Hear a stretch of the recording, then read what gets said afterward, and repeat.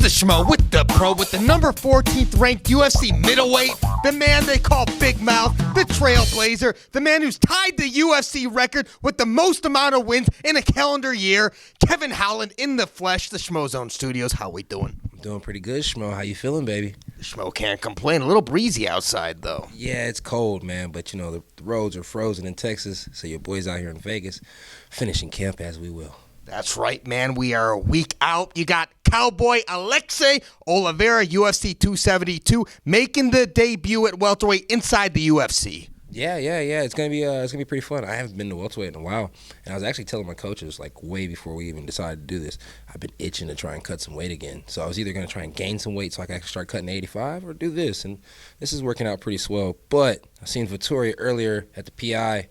And he said, don't get headbutted no more. So only thing I can think is, man, maybe I need to channel some inner Israel Sanya, whoop that boy's ass. So I might need to go back up to 85 sooner or later. A peaceful Marvin Vettori, because the last time you ran into a middleweight at the UFC PI, maybe it was someone like Sean Strickland. It wasn't so peaceful. But Vettori and you guys are good? I mean, no, Vettori's still a meathead, so fuck him. Yeah, fuck him and feed him fish. That's what they say. All right, then. We'll maybe get back to the middleweight stuff shortly, but let's talk about getting your hand raised against Oliveira. Where does that leave you in terms of title contention or as a contender in the welterweight division? I don't think he's ranked, so it's going to take a lot more work than that. But, I mean, I am ranked at middleweight, so I thought I was going to be fighting a ranked welterweight, but I'm not, but that's okay. Don't judge me out there, all you trolls, or you know what we can do about it. So, yeah, Oliveira, I'm really looking forward to the fight.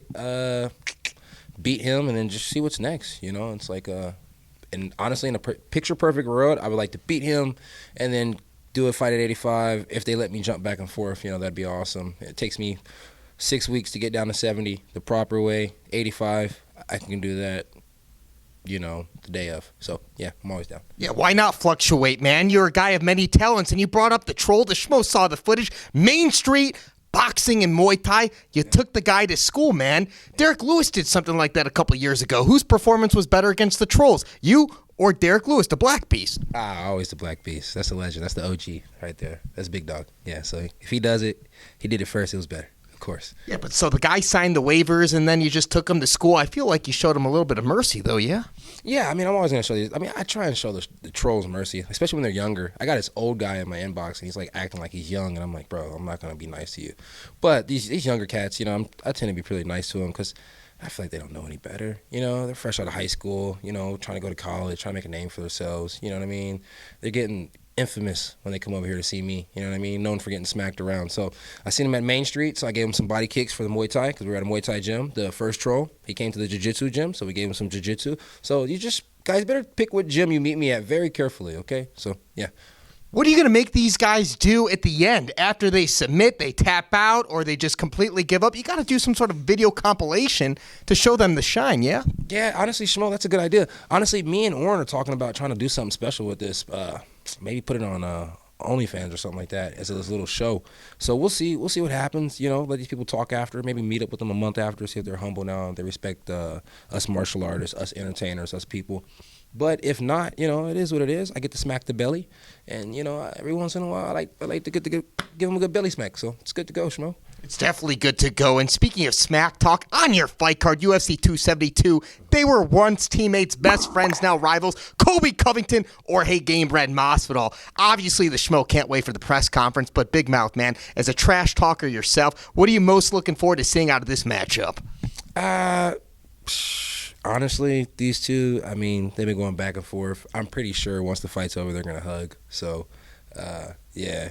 Whatever floats their boat and tickles their pickle. You know what I mean? At the end of the day, I'm really not a big fan of Colby. You know what I mean? His little BS that he does, sometimes he takes it too far. And then Masvidal with the whole BMF thing, you know, he got the belt and he started wearing, like, chinchilla coats and all this crap. You know, he wasn't doing that before. So, you know, Versace coats like he's Connor.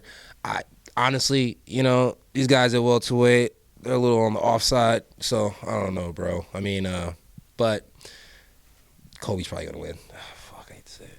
They got to put that BMF belt on the line, man. Every time you strap up inside the cage, you have a belt, you got to put that on the line, yeah? Yeah, I agree. I mean, I feel like some of the guys weren't worthy for the BMF, but then, you know, as you look at Usman, you know, he's starting to become a bad motherfucker since he beat Masvidal over the years. So, yeah, I mean, shit, he's not a foot stomper no more. He's knocking everybody out. So maybe, maybe it should be on the line every time. Maybe more of us do deserve to be a bad motherfucker. Masvidal, you're going to have to give that shit up. It's not for you no more. Rock, come put it around somebody else's waist. Well, we'll certainly love to see it. Now, Trailblazer, man, 185-pound weight division. You ran into Marvin Vettori. Robert Whittaker, he lost in the rematch against the Stylebender. Is that the next fight to make, Marvin Vettori against Robert Whittaker? Yeah, I mean, I think that'd be a good fight. I think that'd be a real good fight. I mean, my question is, like, what do we do with Uncle Brunson? You know what I mean? Yeah. Well, you told the Schmo not too long ago, maybe it was a few interviews ago, that you thought he would retire, and he talked about retirement in that Houston fight. Now he's got one fight left. Yeah, I mean, who does he fight?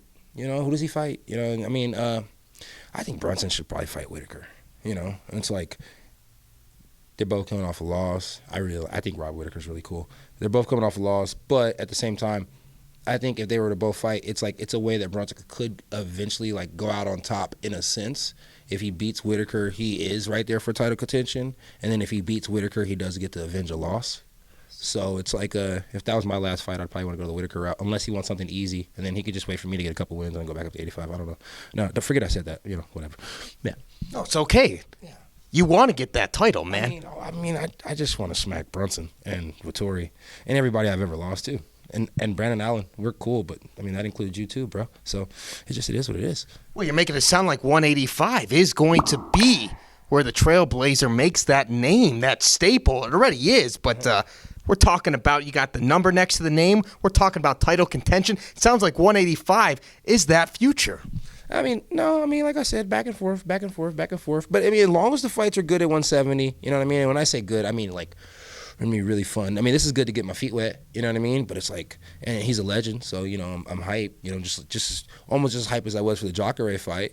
But, I guess I am just as more hype because, I get to go to 70. So I'm blabbering now. I am excited. Don't get me to line. I'm fucking excited, guys. Well, the last time he got the victory was against Jorge, and it was a pay-per-view fight. So now we're going from pay-per-view UFC 256 to now to UFC 272. That was a pay-per-view fight? It was. I know it was in the Apex, but it was a pay-per-view fight. Holy shit. I didn't realize. I thought the last time I was on pay-per-view was the Thiago fight. You see how much I pay attention, guys? Thank freaking goodness for the Schmo, because Kev's the pro, and he doesn't fucking know.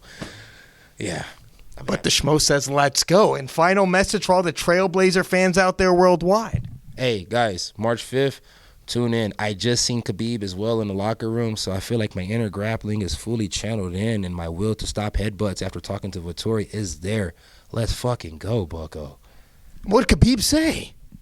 He just shook my hand, and I felt the power like within. I was like, oh, he said, you're looking skinny. But other than that, it was just like, the GOAT was shaking your hand, There's a lot of GOATs in the game, and to shake the undefeated GOAT's hand, I feel like I'm just shaking off all those losses just like that. Let me shut up. I'm babbling again. A little extra juice. He's the pro. I'm the Schmo, Las Vegas, Nevada. We're out.